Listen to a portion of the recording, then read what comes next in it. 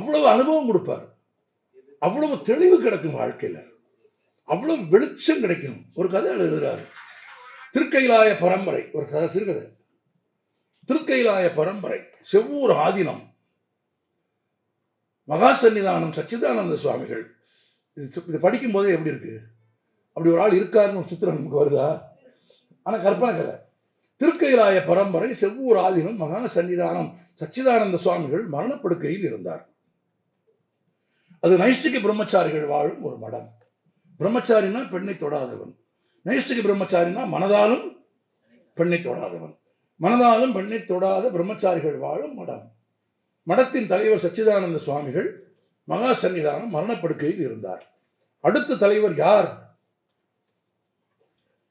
என்று கேள்வி பிறந்தது. நான் தான் அடுத்த தலைவர் என்றார் பிரம்மானந்த சுவாமி. இல்லை, நான் தான் அடுத்த தலைவர் என்றான் இன்னொருவன். இல்லை, நான் தான் அடுத்த தலைவர் என்றார் சூடாமணி பிரம்மச்சாரி. ஆளாளுக்கு தலைவர் பதவிக்கு போட்டி போட்டுக் கொண்டே இருந்தார்கள். சத்தமாக இருந்தது. சன்னிதானம் குறுக்கிட்டார். அமைதி. சூடாமணி பிரம்மச்சாரி தான் அடுத்த தலைவர் என்று அறிவித்தார். எல்லோரும் ஏக குரலில் ஆட்சேபித்து கேட்டார்கள். எல்லோரும் இளையவன் அவன், அவனை எப்படி நீங்கள் நியமிக்கிறீர்கள்? சச்சிதானந்த சுவாமி சொன்னார், அவர் எனது மகன்.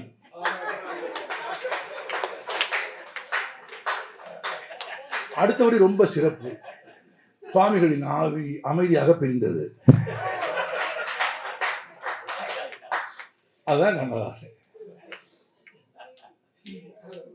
வேட்டைக்கு போயிருந்த ராஜா பத்ருஹரி, வேட்டைக்கு போயிருந்த ராஜா பத்ருஹரி ஒரு நாள் அரண்மனைக்கு திரும்ப வந்தான்.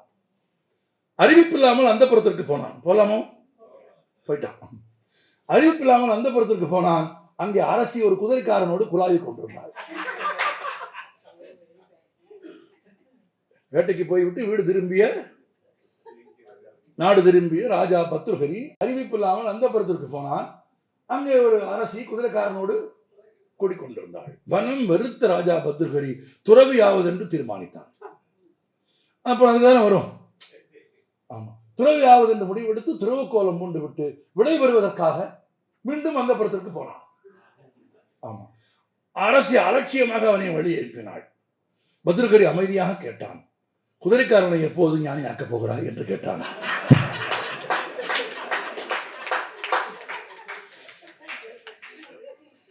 இந்த குசும்பு கண்ணதாசனை தவிர தமிழ் இலக்கிய யாருக்குமே கிடையாது. எங்க காலேஜுக்கு வந்து பாடுறாரு.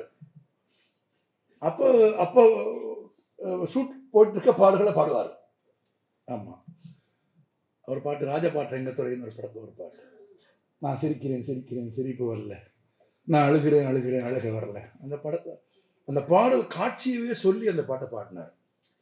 அவன் ஒரு கோமாளி, எல்லாரையும் சிரிக்க வைக்கிற தெருக்கூத்து கலைஞர். எல்லாரும் சிரிக்க வைக்க போறதுக்காக நாடகம் துவங்குது. அவன் கோமாளி வேலைமிட்டு மேடையில் வந்து ஆடப்போற சமயம், அந்த தருணம் அவனுக்கு ஒரு செய்தி வருது. அவன் உயிரினும் உயிரான அவன் தங்கை இறந்து போறான். குழந்தை பெறுது சமயத்துல தங்கையின் மரணம் வந்துருச்சு. தங்கையின் மரண செய்தியை கேட்ட அவனால் அதை தாங்க முடியாது. ஆனா கூட்டம் கூடியிருக்கு, கூட்டத்தை ஏமாற்ற முடியாது. கவிஞர் சொல்றாரு, அவன் உள்ளுக்குள்ள அழுகிறான், ஆனா வெளியில அவன் சிரிக்கணும். அதை விட அவன் எல்லாரையும் சிரிக்க வைக்கணும். அவன் கோமாளியா குதிச்சு ஆடணும்.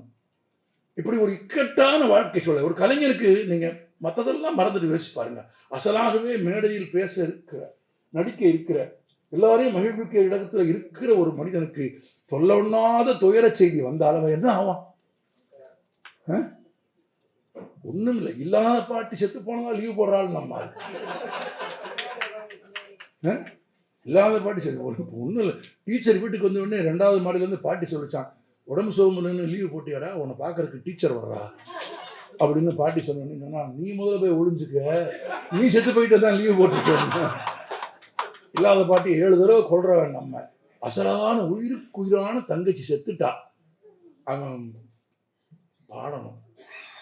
இந்த சிட்டுவேஷனுக்கு பாட்டு எழுத சொன்னா ஒரு மனுஷன் எழுதுறான், நான் சிரிக்கிறேன் சிரிக்கிறேன் சிரிப்பு வரல, நான் அழுகிறேன் அழுகிறேன் அழுக வரல, பார்த்தாக்கா ஆளு ரொம்ப முறுக்கு, ஆனா 10 கதை உள்ளத்துல இருக்கு.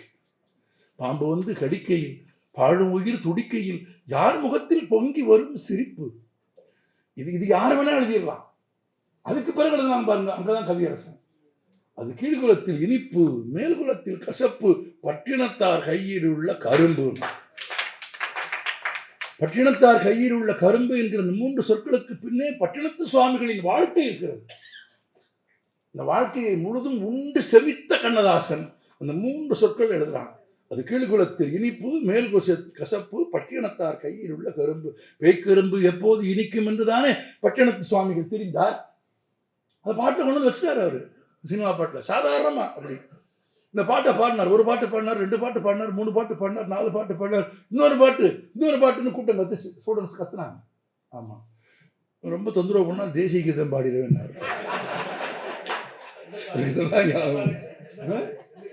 ரொம்ப தொந்தரவு பண்ணுங்க. அமெரிக்கன் காலேஜ் மதுரையில், அமெரிக்கன் காலேஜ் ஒரே சத்தம்.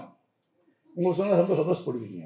ஒரே சத்தம். வந்த உடனே உள்ள வந்தார், ஒரே சத்தம். நல்ல ஒரு 8 முளை வாயில் வேஷ்டி கட்டியிருந்தார்.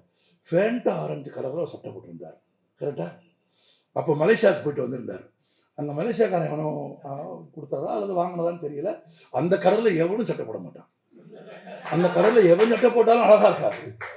அந்த கவிஞருக்கு தான் அது அவர் கலரும் அந்த கலரும் ஒன்றா இருக்க மாதிரி ஒரு ஃபேண்டா ஆரஞ்சு கலரில் ஒரு சட்டை போட்டு அப்படி வந்து நின்றார். ஒரே சத்தம். அப்போ பர்சாரோ பிரின்ஸ்பாலோ வந்து ஸ்டூடெண்ட்ஸை சைலன்ஸ் பண்ண முயற்சி பண்ணுறாங்க. அவரெல்லாம் ஒன்றும் சொல்லலை. பெரியவர்களே தாய்மார்களே வணக்கம் அப்படின்னா திரும்ப ஸ்டூடெண்ட்ஸ் கூட கத்துறான்.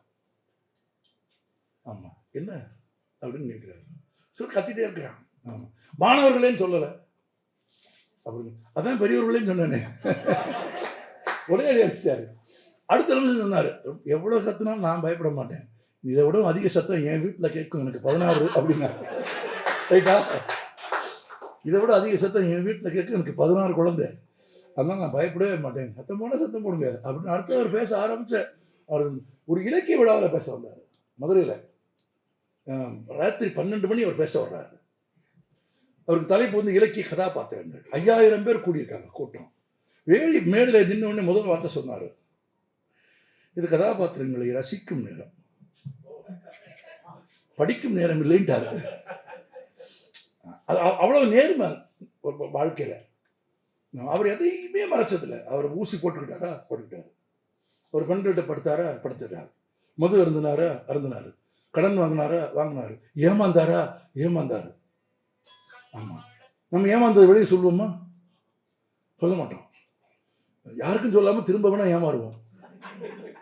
ஆனா நான் ஏமாந்ததை சொன்னார். தன் நண்பர்கள் தன்னை ஏமாற்றியதை சொன்னார். அவரை மாதிரி அவருக்கு மனசுக்கு பிடிச்சவங்களை பாராட்டினவங்களும் கிடையாது, அவரை மாதிரி கீழே போட்டு அடிச்சவங்களும் கிடையாது. நான் ரொம்ப உதாரணம்லாம் சொல்ல விரும்பல.